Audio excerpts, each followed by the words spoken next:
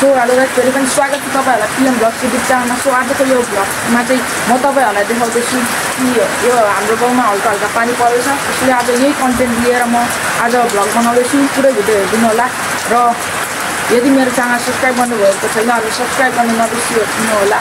यति भन्दै म आजको ब्लग कन्टिन्यू गर्नेछु, पुरै हेरिदिनु होला है त। सो अहिले चाहिँ हल्का हल्का पानी रोकिसकेको छ, त्यसैले अघिसम्म बिहान चाहिँ अलिक ठुलै पर्दै थियो, तर अब म भर्खर भर्खर उठेको नि त। त्यसैले यस्तरी गाउँघरमा चाहिँ यस्तरी यता धेरै पानी जान्छ भनेर जम्छ भनेर यहाँनिर यसरी थापिएको छ, हेर्न सक्नुहुनेछ। धेरै त्यो पानी जम्छ नि त फेरि चट्टालमा, अनि निकाल्न गाह्रो हुन्छ भनेर डाइरेक्ट त्यहाँ थापेर त्यसलाई प्रयोग गर्ने छ, जस्तो कि भाडा मज्नहरू। अनि यो चाहिँ हाम्रो यो सानो घर छेउको बारी, जसमा चाहिँ धेरै तरकारीहरू रोपिएको छ, जस्तो सागसब्जीहरू, मेवाहरू, केहरू। यो अटो चाहिँ अहिले चल्दैन, पोरै बिग्रिसक्यो, के धेरै नचलाएर बिग्रेको यो अटो चाहिँ गाइस। कुकुरको बस्ने ठाउँ अहिले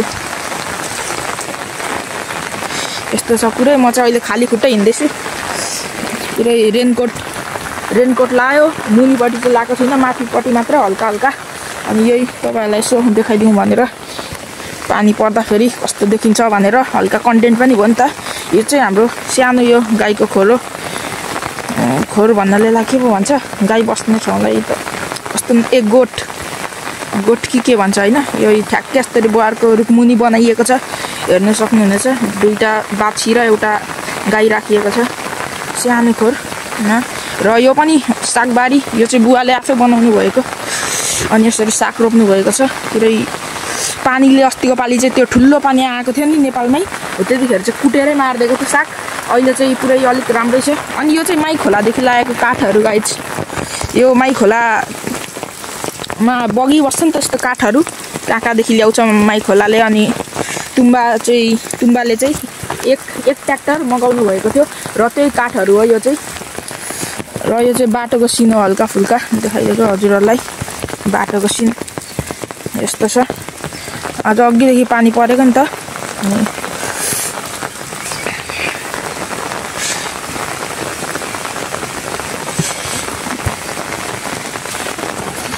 मलाई चाहिँ यो हल्का यो पानी परेको कस्तो लाग्छ क्या, पुरै खुट्टाहरू पुरै गिलिक्क हुन्छ, पुरै गिलिक्क भन्नाले पुरै भिज्छ। मलाई त्यस्तो चाहिँ अलिक मनै पर्दैन क्या, हिँड्नु पनि मन पर्दैन मलाई बाहिर। त्यही माथि मलाई कति छिटो जाडो भइहाल्छ क्या, कामिहाल्छ जिउहरू यस्तो हिँड्दाखेरि। यो हल्का के भन्छ यसलाई, मकैबारी। अहिले फल्ने सिजन चाहिँ होइन, तर पनि। अनि यो चाहिँ गाइस अहिले हाम्रो नयाँ सुँगुरहरू बनिँदैछ नि त। अब अलिक धेरै अब सुँगुरले बच्चा ब्याएको छ के अब यहाँ पनि सुँगुर पाल्नुको लागि यहाँनिर पनि यसरी बनाइएको छ सुँगुर खोर गाइस। हजुरहरू हेर्न सक्नुहुनेछ। मोबाइलको हालत पो पुरै बिजोग भइसक्यो यहाँनिर भिजेर। वाटरप्रुफ मोबाइल पनि होइन। यहाँ हेर्नु सक्नुहुन्छ, यो चाहिँ हाम्रो सुँगुर खोर।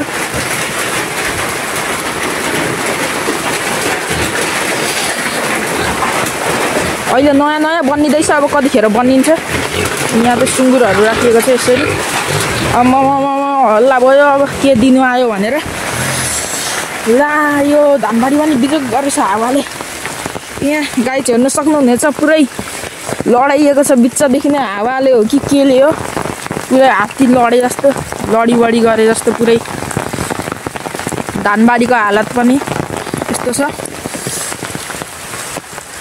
गाइस। यो चाहिँ हल्का हल्का क्लिपहरू। यहाँ दाँत कामेर छैन अहिले, मोबाइल त झन् पुरै ल्याप्प भिडिसकेको छ। यता यो पराली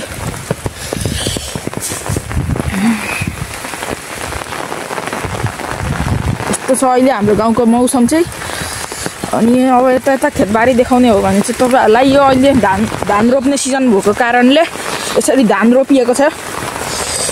अब यो धानदेखि अब चामल आउँछ, अनि त्यही चामल खाने हो। यस्तो छ खेतबारीको हालत चाहिँ।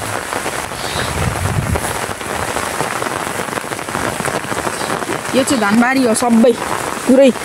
यहाँदेखि परसम्म नै धानबारी छ, पर तुलसीबारीसम्म नै छ।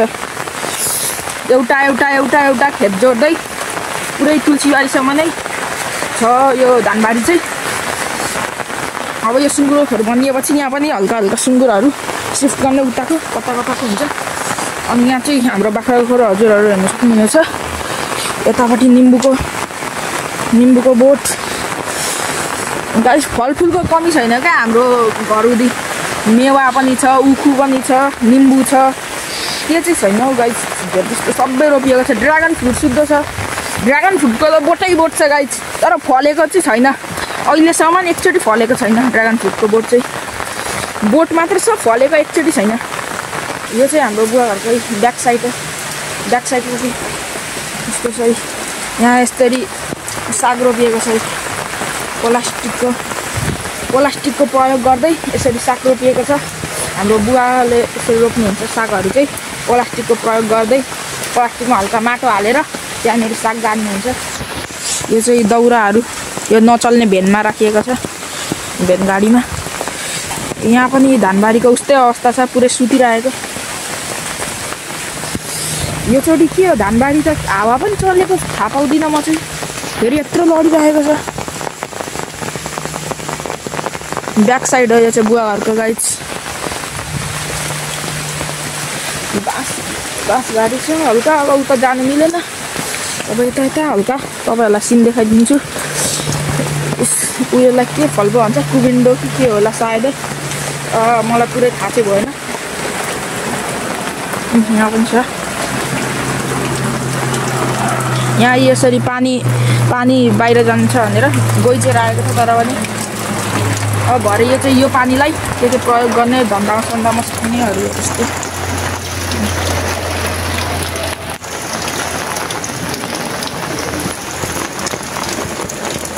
यहाँनिर चाहिँ यसरी हल्का नाली बनाइएको छ पानी बगोस् भनेर यसरी